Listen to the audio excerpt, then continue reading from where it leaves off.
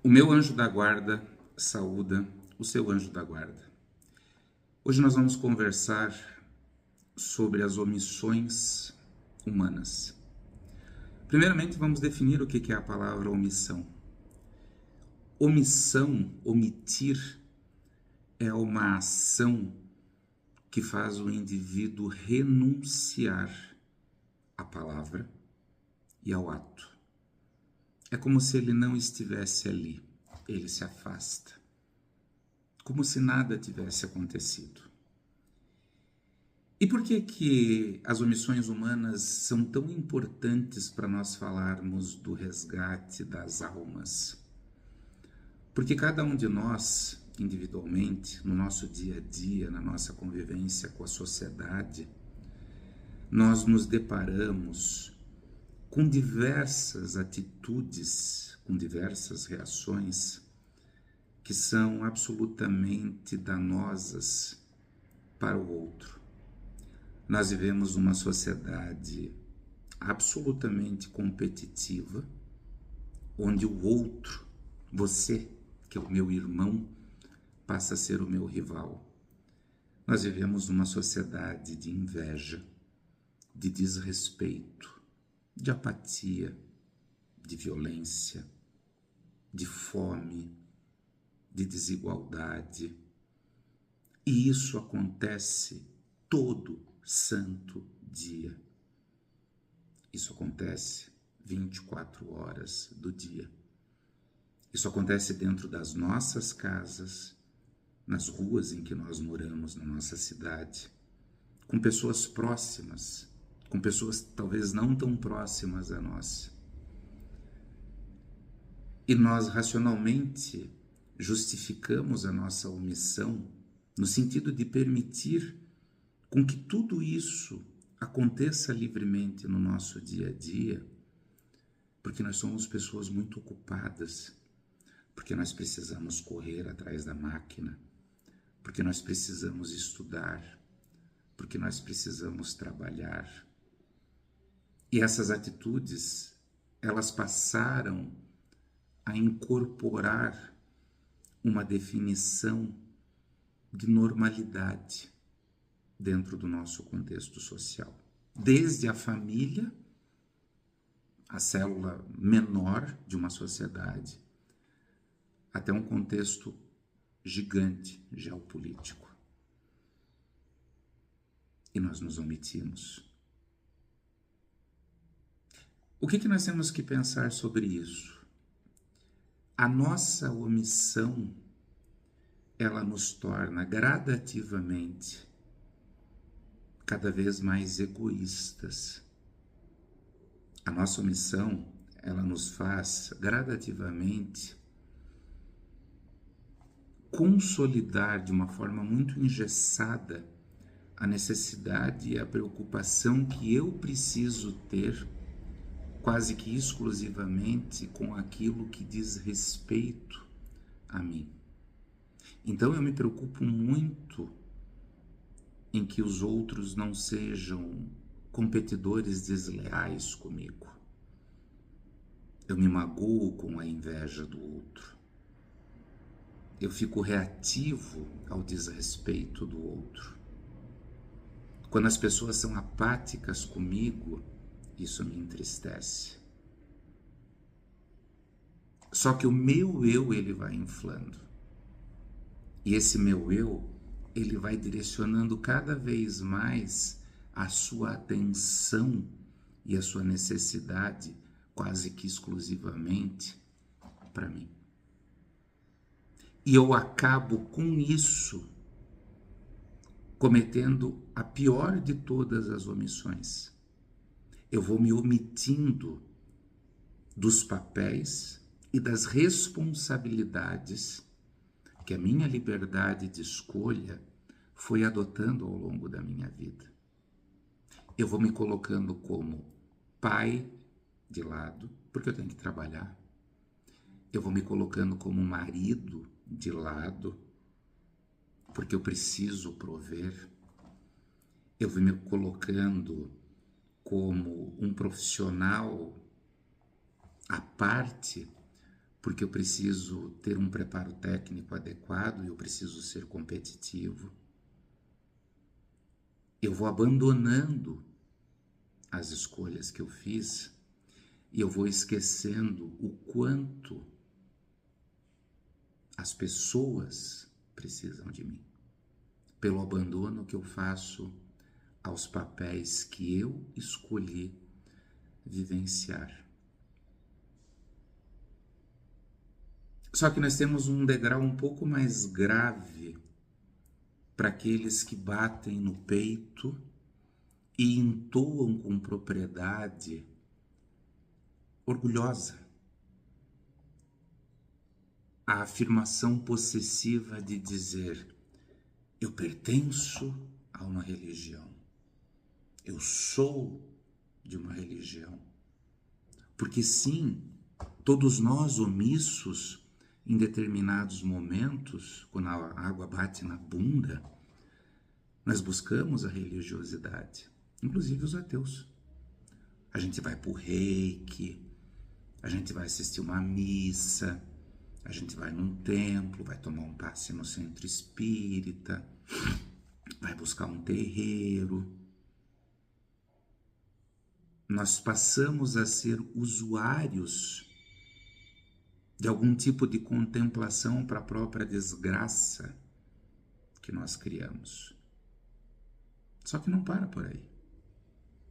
Nós temos muitas pessoas que, além de bater no peito e entoarem com muita propriedade essa possessividade religiosa, se colocam à disposição de viver a sua religião e dizem: eu sou isso, eu frequento, eu participo, eu ajudo.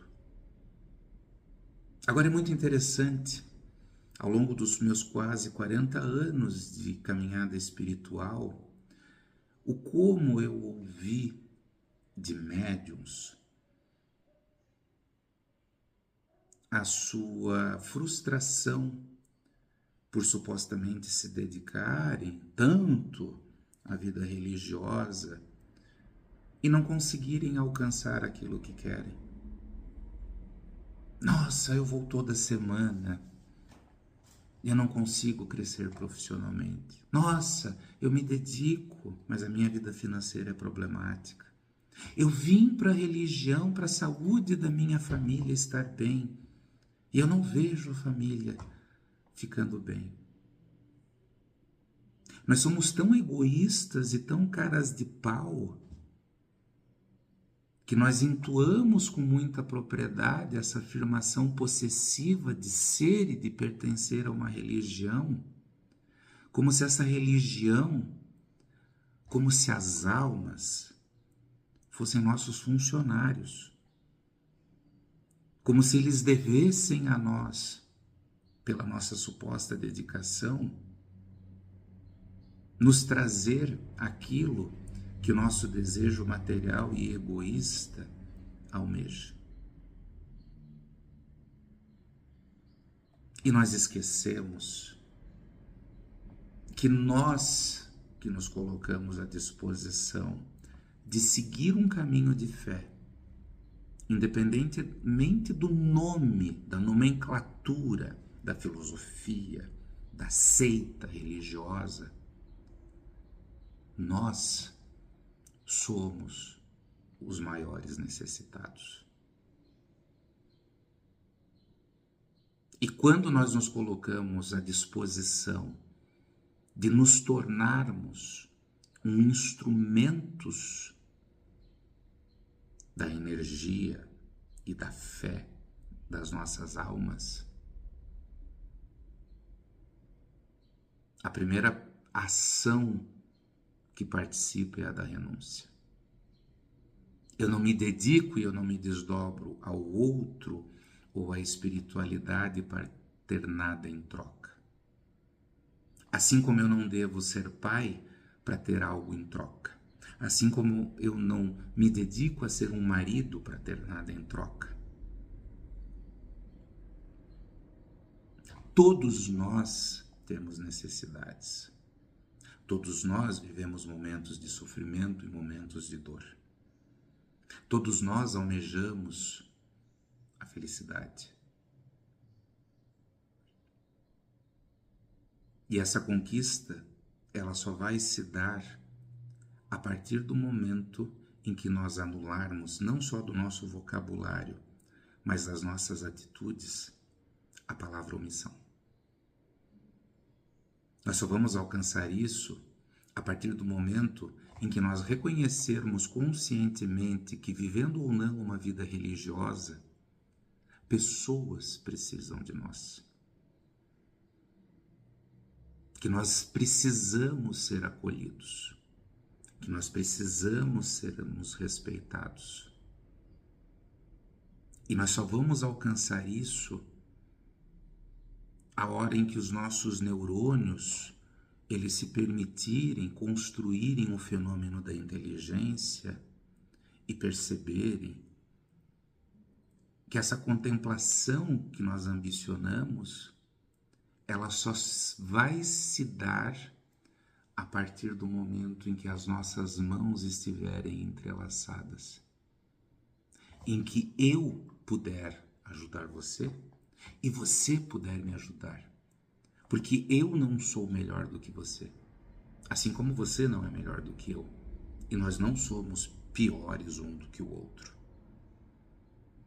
Nós somos espíritos vivendo uma experiência material, e dentro dessa experiência, cada um de nós temos uma construção a fazer. E essa construção ela só vai se dar se nós pararmos de fazer de conta que nós somos religiosos, que nós somos bonzinhos, que nós somos tementes a um orixá, a um Deus, a uma alma. E nós sabemos que se nós não fazermos a nossa parte, nós vamos ficar prostrados, porque não seria nada justo nós evoluirmos e crescermos sem o nosso esforço. E quando eu falo do nosso esforço, eu não estou falando do meu esforço egoísta, de trabalhar 14 horas por dia, de fazer diferentes tipos de estudos, de ganhar uma fortuna por mês. Eu estou falando do nosso esforço de assumir o nosso papel dentro da sociedade. Eu estou falando do nosso papel de assumir aquilo que nós escolhemos para a nossa vida. Não adianta querer contemplar uma vida espiritual e achar que você vai fazer um Airbnb triplex no plano astral depois de morto, se a sua vida material é um inferno. Se você transforma a vida das pessoas num inferno. Ou se você é um praticante religioso, mentiroso, em que a única coisa que é verdadeira é a palavra que sai da tua boca e não as suas atitudes. Porque viver uma religião, independentemente de qual seja, é você viver a coerência entre aquilo que você pensa, que é o que a sua religião te ensina, com aquilo que você faz. E essa coerência, ela serve para todo e qualquer papel material que você vive no seu dia a dia nessa vida. Então vamos refletir o que nós estamos fazendo com a vida. Você precisa pensar duas coisas. Quantas vezes você poderia ter sido resgatado com um simples gesto que você poderia ter tido com as suas escolhas? De ter sido um bom pai, um bom marido, um bom profissional, sim, um bom religioso. Mas muito mais do que isso.